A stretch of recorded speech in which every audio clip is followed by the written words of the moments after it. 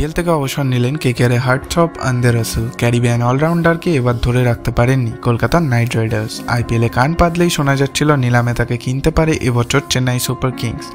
সেই সম্ভাবনা আর রইল না। রবিবার আইপিএল থেকে অবসরের সিদ্ধান্ত ঘোষণা করে দিলেন রাসেল নিজেই। তবে তার সাথে পুরোপুরি সম্পর্ক শেষ করতে নারাজ কেকেআর কর্তৃপক্ষ। আগামী আইপিএলে তাকে এই দলেই দেখা যাবে নতুন ভূমিকায়। সালটা 2012, প্রথম আইপিএল খেলেন রাসেল। প্রথম 2 বছর খেলেন দিল্লি ক্যাপিটালসের হয়ে। 2014 সালে তাকে কেনে কলকাতা। তখন থেকেই কেকেআরের অবিচ্ছেদ্য অংশ রাসেল। কেকেআরের কর্তৃপক্ষ তাকে বাদ দিয়ে দল গঠনের কথা কখনোই ভাবেনি। রাসেলে কখনো কলকাতা ছাড়ার কথাও ভাবেনি। তবে গত 2 মরশুম ধরে আইপিএলে রাসেলের ফর্ম নিয়ে প্রশ্ন উঠেছিল। শেষ পর্যন্ত এবার নিলামের আগেই তাকে ছেড়ে দিয়েছেন কেকেআর কর্তৃপক্ষ। তারপর আইপিএল থেকে অবসরের সিদ্ধান্ত নিজেই নিয়ে নিলেন দ্রেরাস। 11 বছর ধরে কেকেআরের হয়ে খেলেছেন রাসেল। এই দলের বিরুদ্ধে মাঠে নামতে পারবেন না বলেই জানিয়েছেন। তাই তিনি অবসর নিলেন আইপিএল থেকে। ক্রিকেটার হিসেবে অবসর নিলেও কেকেআরের সঙ্গেই থাকবেন রাসেল। তাকে পাওয়ার কোচ হিসেবে রেখে দিচ্ছেন বেঙ্কি মাইসোর। দলে অন্যতম সহকারী কোচ হিসেবে থাকছেন তিনি। রাসেল বলেছেন, আমরা এখন ইনস্টাগ্রাম জগতের অংশ।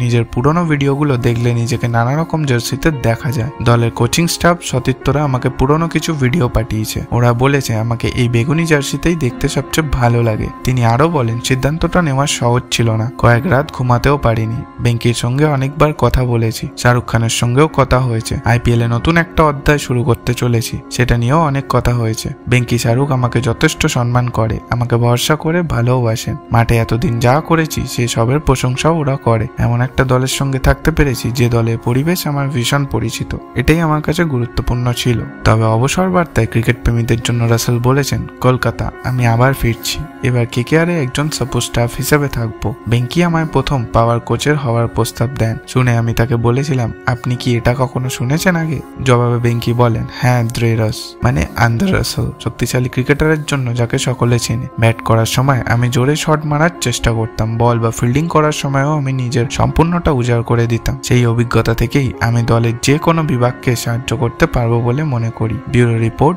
Travo news Bangla.